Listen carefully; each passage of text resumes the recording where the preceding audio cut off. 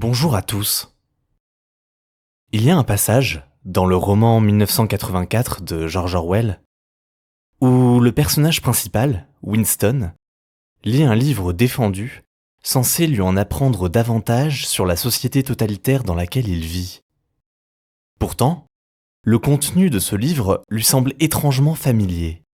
Et il dira cette phrase, à première vue assez énigmatique: « Les meilleurs livres sont ceux qui racontent ce que l'on sait déjà. » Peut-être avez-vous déjà vécu une expérience similaire. Vous rencontrez un élément nouveau, qui change radicalement le regard que vous portiez sur votre environnement, si bien que cela vous fait l'effet d'une véritable révélation. Cela peut être juste un détail que vous n'aviez pas remarqué avant, aussi bien que quelque chose qui était jusqu'alors inaccessible à votre regard. Et pourtant, cet élément nouveau, vous avez l'impression de l'avoir toujours connu. Mais comment est-ce possible ? Pourrait-on à la fois connaître et ne pas connaître quelque chose ? Eh bien, selon le psychanalyste suisse Carl Gustav Jung, la réponse est simple. Cette chose, vous la connaissiez bel et bien, mais pas consciemment. Nous savons en effet depuis Sigmund Freud, fondateur de la psychanalyse, que la psyché humaine est composée de deux parties. Une partie consciente et une partie inconsciente. Pour faire simple, le conscient, c'est tout ce que vous pouvez dire de vous-même et de votre environnement. Ce sont toutes les connaissances que vous possédez et que vous pouvez solliciter quand bon vous semble.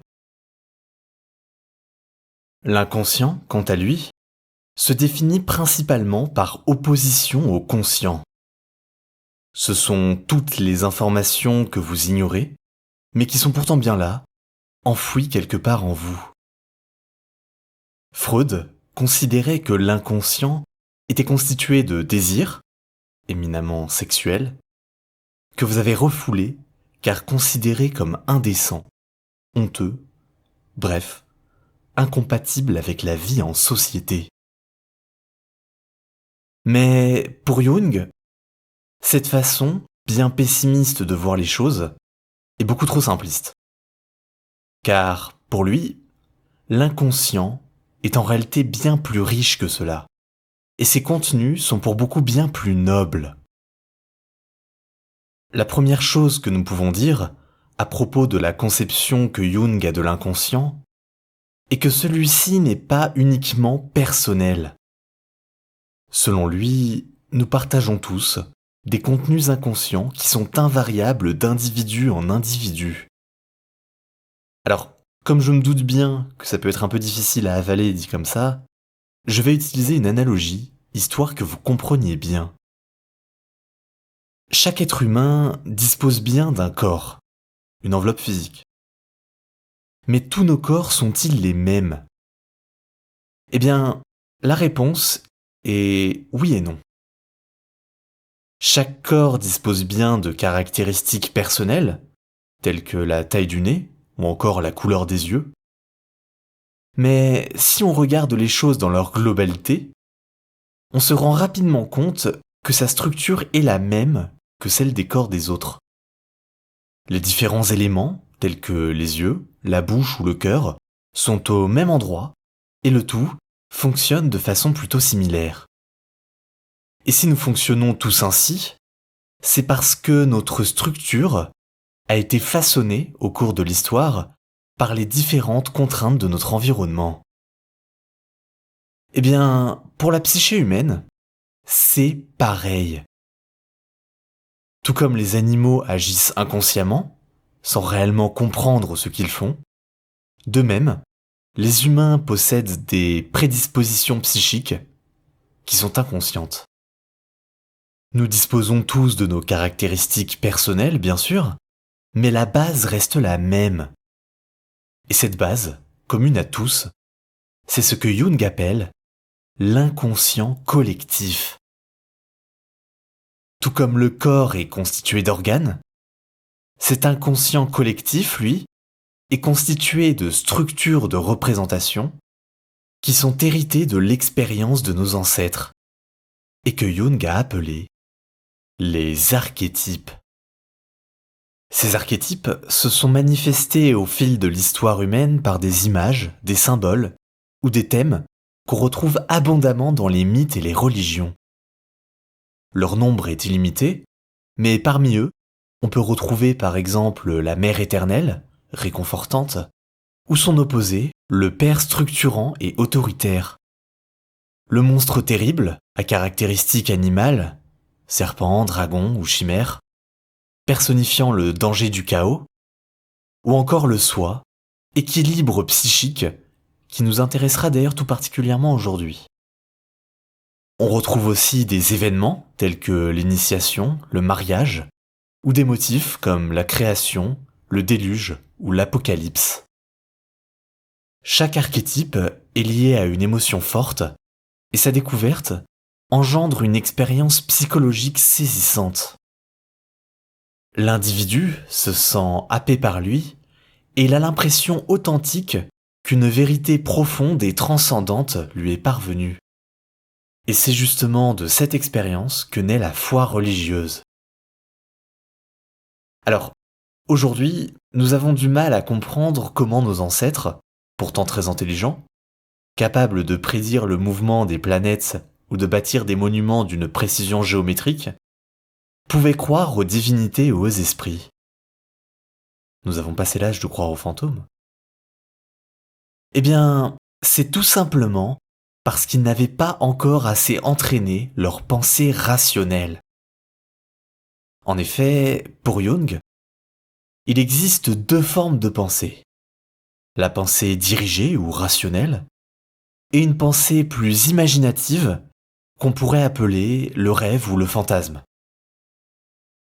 La pensée rationnelle est une pensée verbale qui s'exprime en mots et qui conceptualise la réalité. En gros, elle colle des mots sur les choses qui nous entourent. Elle permet, par exemple, de nommer et de décrire des processus naturels et ainsi d'agir dessus et de les reproduire. C'est comme ça que nous avons réussi à dompter notre environnement. La pensée rationnelle a donc une fonction adaptative, elle nous adapte à notre environnement matériel. Cette forme de pensée est pénible à utiliser, elle nous épuise, contrairement à la pensée imaginative qui, elle, travaille spontanément. En effet, pour faire fonctionner notre imagination, il suffit de fermer les yeux, d'arrêter de penser, et les images viennent à nous naturellement. Cette pensée imaginative est donc complètement inconsciente et se manifeste le plus souvent lorsque nous coupons le fil de notre pensée rationnelle.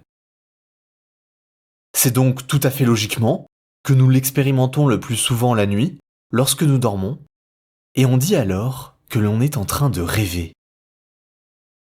Le rêve, c'est en quelque sorte la pensée par défaut. Pour comprendre la psychologie primitive, il faut donc s'imaginer un état d'esprit où le rêve se confond avec la réalité. Représentez-vous l'homme archaïque des débuts de l'humanité regardant au ciel. Il projette ses fantaisies sur ce qu'il ne comprend pas. Les cieux se retrouvent alors habités par des divinités en tout genre, création de l'imagination active de l'inconscient. Ce n'est donc pas un hasard si, plus tard, dans la religion chrétienne par exemple, Dieu n'est considéré être accessible que par l'âme humaine. De tout ça, nous pouvons tirer une loi psychologique. Nous projetons nos contenus inconscients sur ce qui nous est inconnu. Ou autrement dit, tout ce qui est inconscient est projeté vers l'extérieur. Que l'on comprenne bien, pour Jung, nos ancêtres avaient en quelque sorte raison de croire aux monstres et aux esprits. Car d'un point de vue psychique, ils sont très réels. Ils émergent de notre imagination et viennent à notre esprit tout comme vient à nous ce que nous communiquent nos yeux ou nos oreilles. À chaque fois donc que nous minimisons l'importance d'une fantaisie, avec une formulation du type « Oh, ce n'est rien, c'est juste mon imagination », eh bien, nous nous efforçons d'ignorer un contenu, empêchant son émergence dans la conscience. Un peu comme si nous lui gardions la tête sous l'eau, pour ainsi dire. Nous nous privons ainsi d'une découverte de nous-mêmes, aussi bien que de la potentialité d'une expérience transcendante liée aux archétypes. Pour le dire autrement, c'est la crédulité de l'homme primitif qui lui assurait un chemin vers une vie spirituelle. Là où notre rationalité moderne ne nous fait voir qu'un monde matériel, désenchanté et périssable. Lorsque nous refoulons les messages de notre inconscient, nous participons donc à l'élaboration ou au maintien de ce que Jung a appelé un complexe. Le complexe, terme qui est depuis passé dans le langage courant, ça désigne un facteur psychique qui perturbe la conscience. Il peut momentanément nous posséder, modifiant notre perception ou notre volonté. C'est ainsi qu'il peut, occasionnellement, d'une façon qui nous semble complètement anodine, nous faire dire ou faire ce que nous ne voulions pas. Par exemple, il peut très bien vous rendre un peu trop honnête et vous faire dire un peu trop vite le fond de votre pensée à un moment où c'était complètement inadapté. Le complexe agit ainsi comme un véritable petit farceur.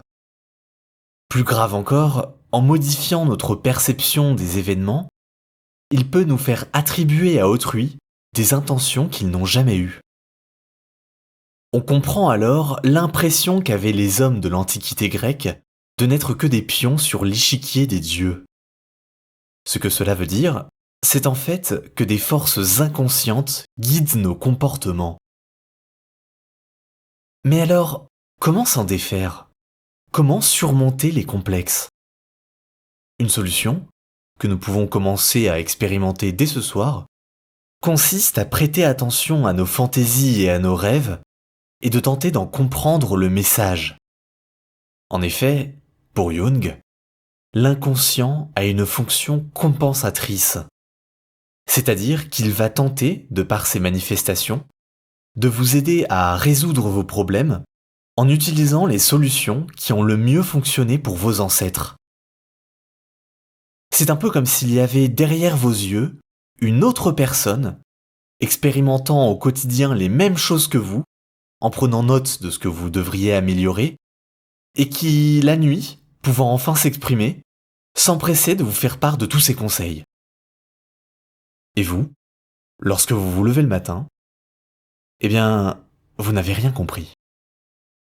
Parce que le langage de l'inconscient est fait d'images et d'associations, et vous ne pouvez en comprendre le sens seulement si vous faites un travail d'interprétation. Alors, bien sûr, la comparaison que j'ai utilisée n'est pas exacte, car l'inconscient n'est pas une personne, mais c'était pour mieux vous faire saisir l'idée. Ce qui arrive lorsque vous dénouez vos complexes, c'est que vous prenez conscience de vos matériaux inconscients.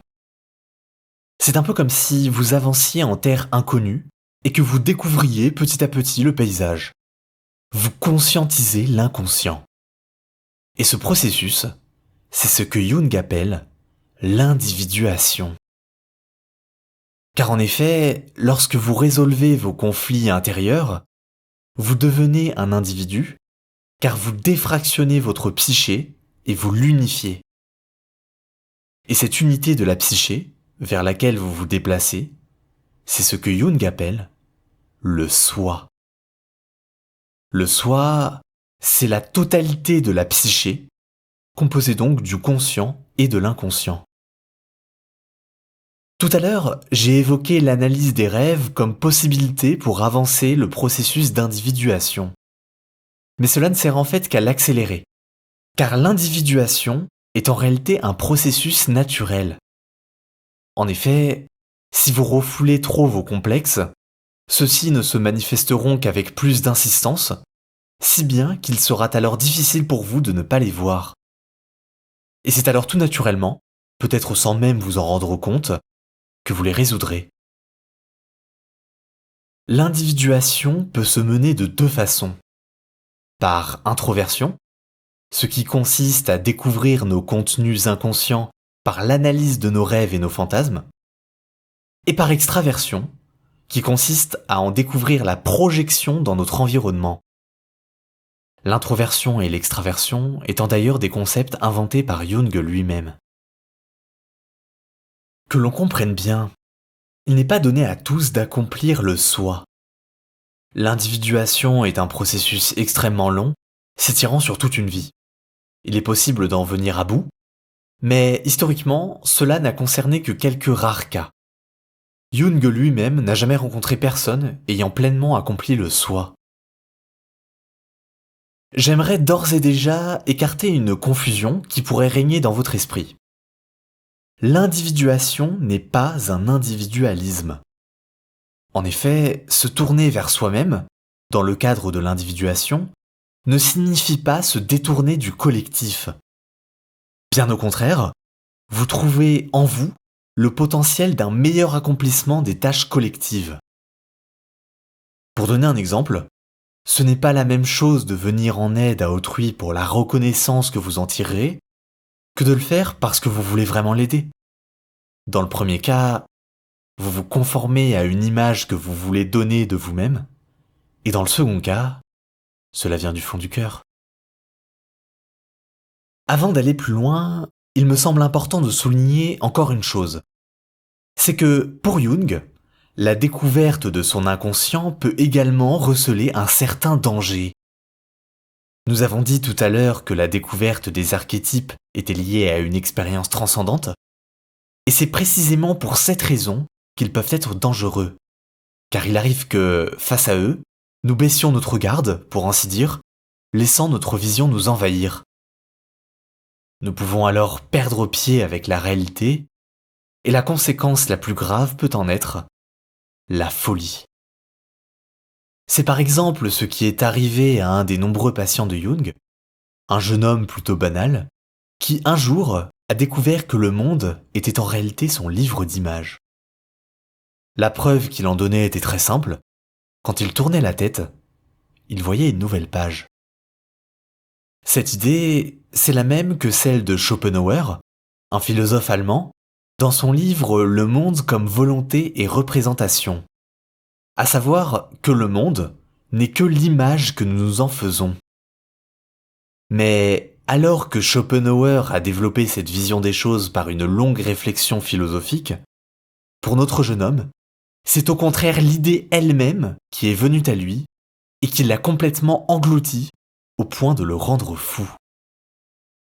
Par la suite, il prétendait pouvoir discuter avec la Vierge Marie et d'autres entités imaginaires. Cet état de possession est permis par ce que Jung appelle une inflation psychique. L'inflation psychique, c'est quand vous vous attribuez individuellement un contenu de nature collective. C'est donc une extension de la personnalité au-delà des limites individuelles. Un peu comme la grenouille qui se gonfle pour se faire aussi grosse que le bœuf dans la fameuse fable de La Fontaine. Avancer sur le chemin de l'individuation implique donc une certaine humilité face aux contenus qui nous sont dévoilés. Nous avons beaucoup traité, dans ce qui précède, de l'inconscient collectif. Mais il existe aussi bien des contenus inconscients individuels, et parmi eux notamment, il y a ceux qui constituent ce que Jung appelle l'ombre.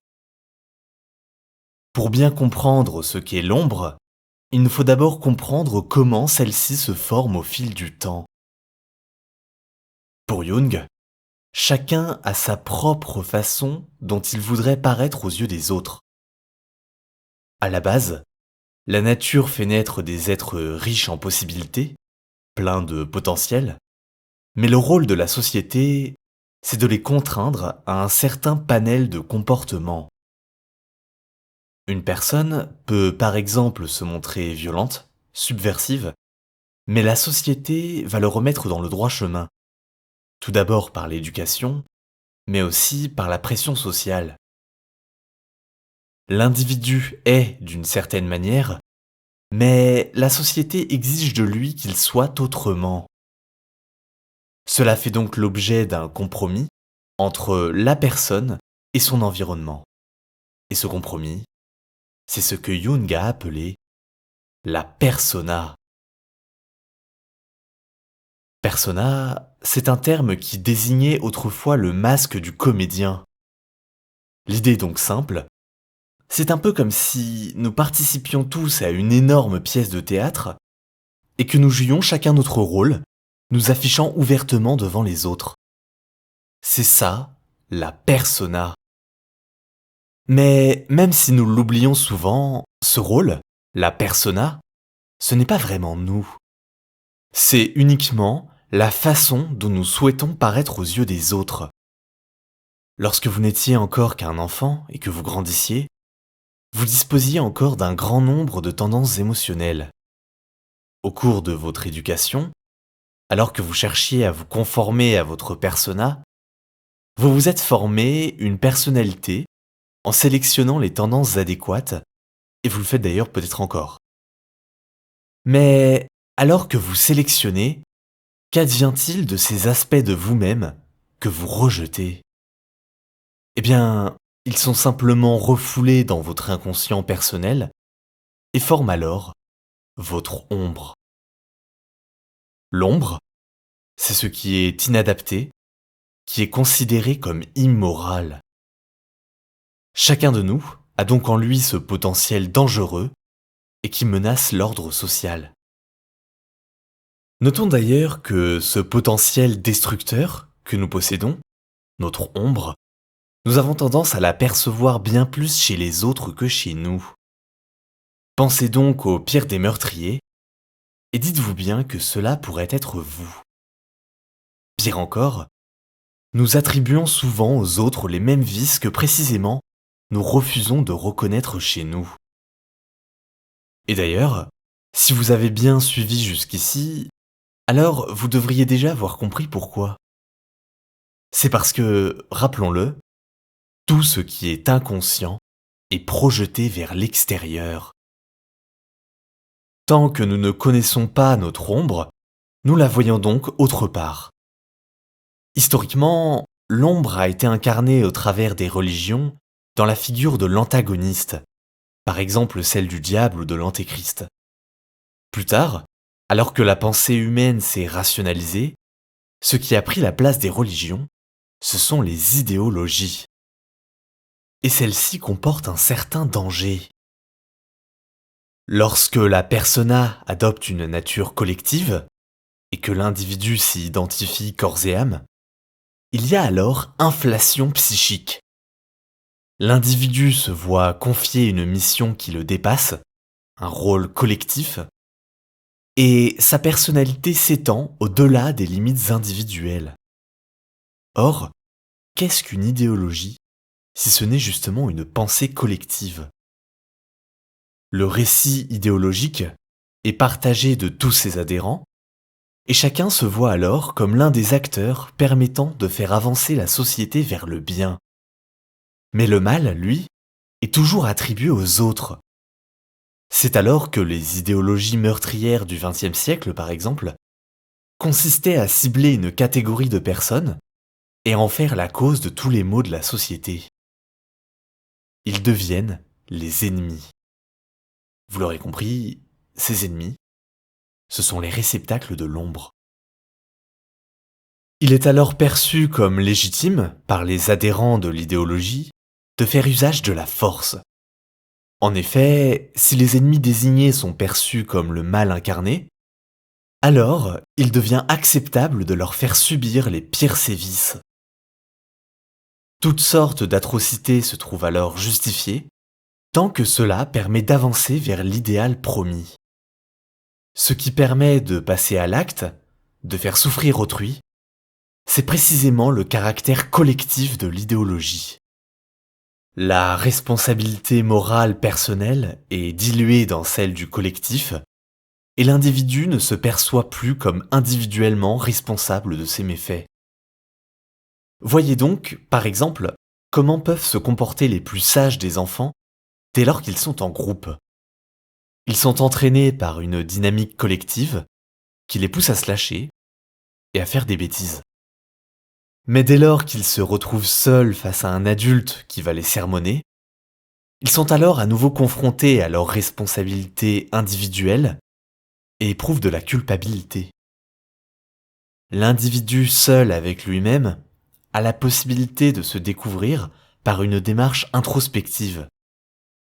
Mais plus il y a de personnes ensemble, plus ces personnes deviennent inconscientes et dangereuses.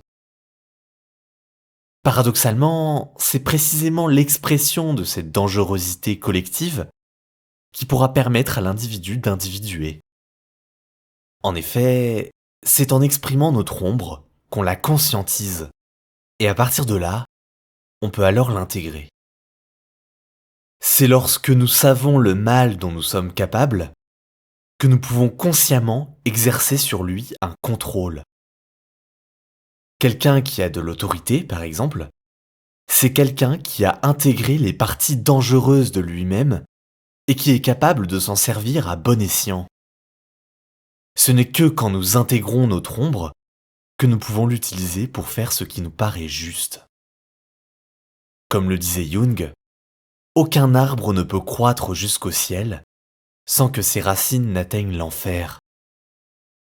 Autrement dit, pour faire le bien, il faut être capable de faire le mal.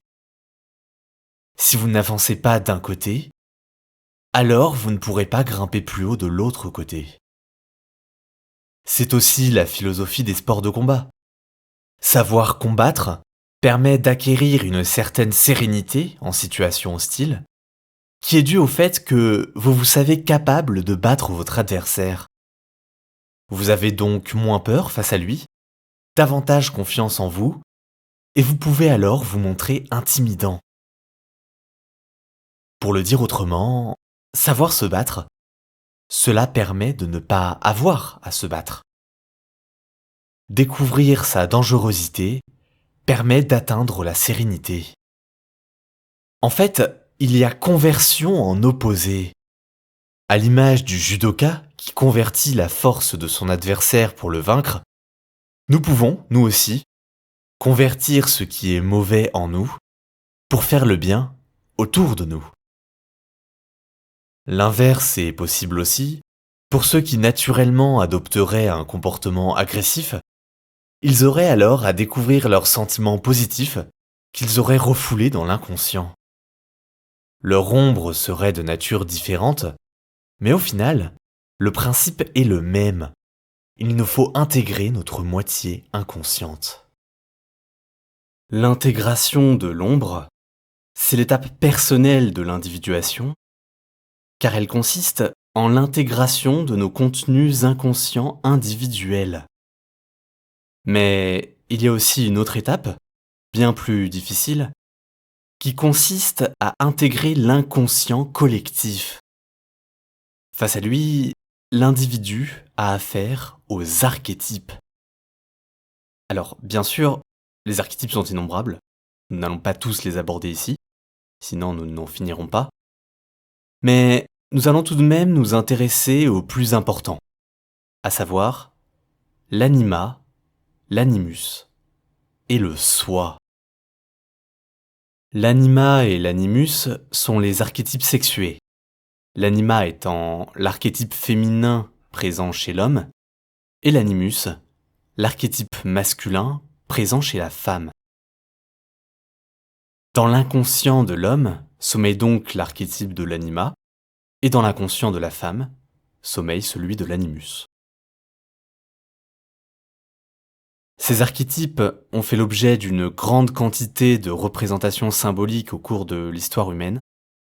L'anima est incarné dans les figures féminines, de la Sainte Marie à la Grande Babylone chez les chrétiens, ou de Kali à Lakshmi chez les hindouistes, et l'animus dans des figures masculines, de Ré à Seth pour les Égyptiens, ou de Chronos à Hercule chez les Grecs.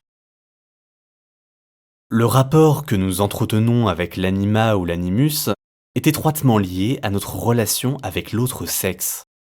Je m'explique.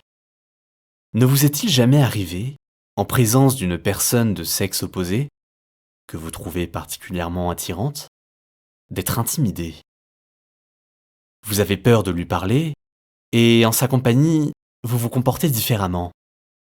Chacun de vos faits et gestes est préparé, millimétré, et face à elle, vous vous sentez inférieur. Pourtant, et objectivement, aucune raison d'avoir peur. Cette personne, tout comme vous, est un être humain, rien de plus. Eh bien, ce que nous dit Jung, c'est que, d'un point de vue subjectif, il en est autrement. Quand vous êtes devant cette personne, ce que vous voyez, ce n'est pas réellement elle, mais c'est cet archétype de l'anima ou animus, lequel possède un caractère impressionnant.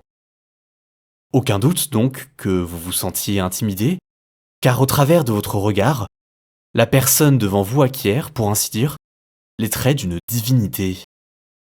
En fait, le mécanisme est toujours le même. Tant que vous n'avez pas intégré votre anima ou animus, celui-ci est projeté vers l'extérieur. Et c'est très souvent le sexe opposé qui en est le réceptacle. Tout à l'heure, lorsque j'ai parlé des représentations symboliques de l'anima ou de l'animus, vous aurez peut-être remarqué que ces représentations se déclinent principalement en deux catégories.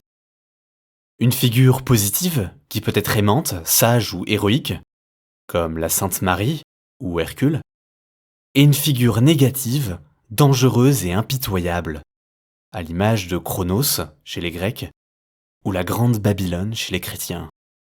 C'est parce que, dans la relation au sexe opposé, peut aussi bien se manifester la compassion que du rejet ou de la malveillance.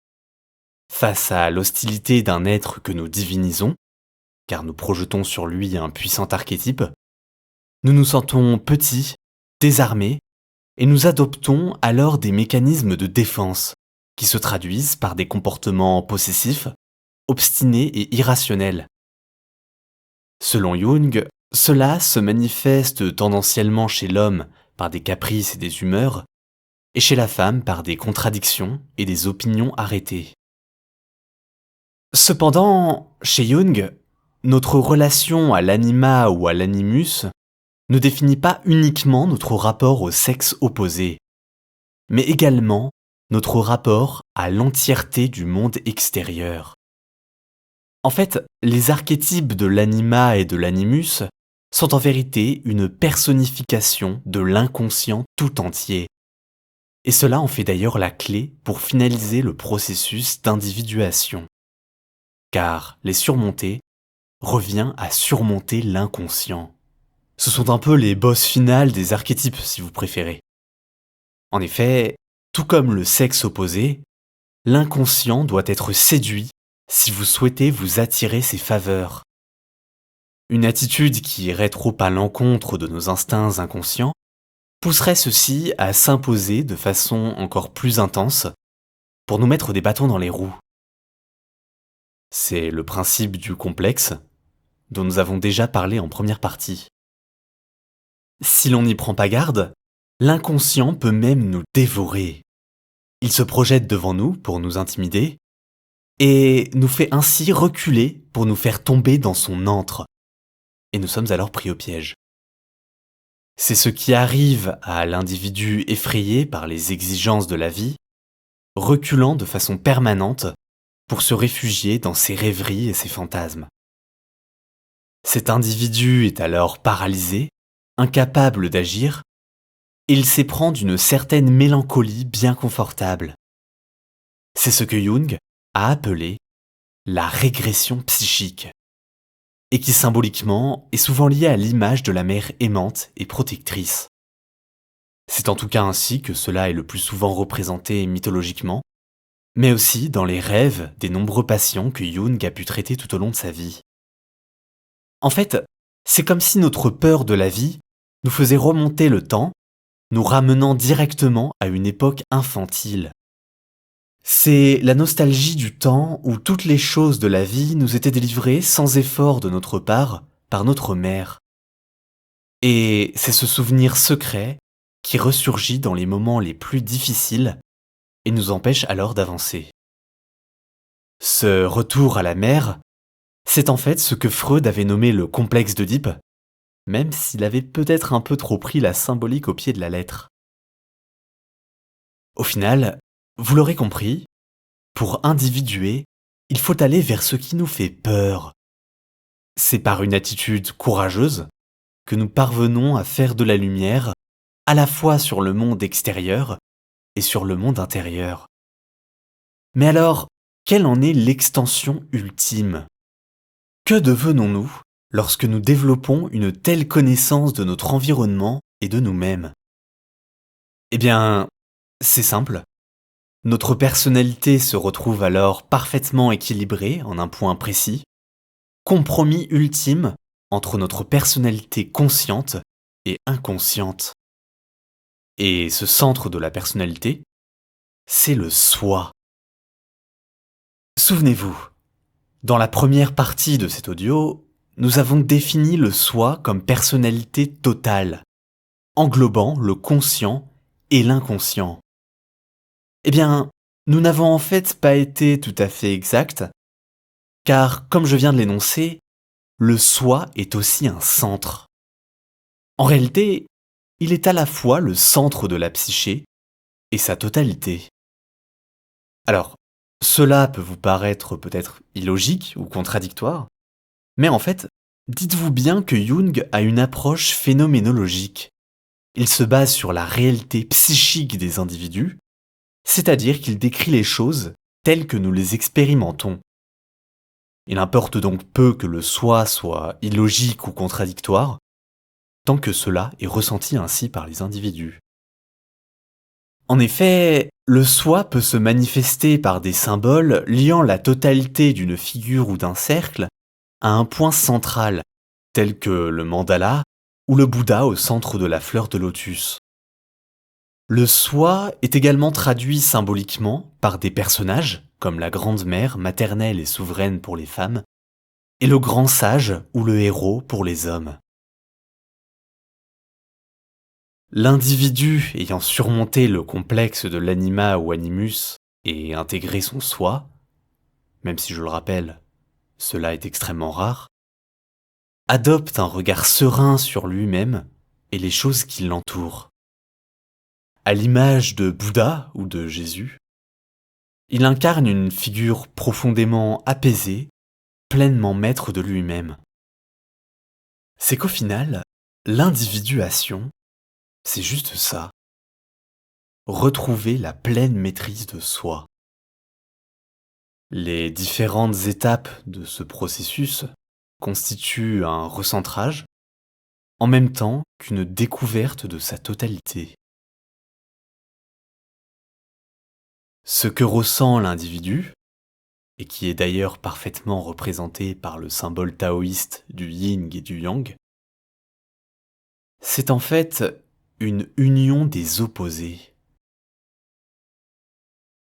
Le conscient et l'inconscient, le bien et le mal, le masculin et le féminin, l'extérieur et l'intérieur, et enfin, le tout et le rien.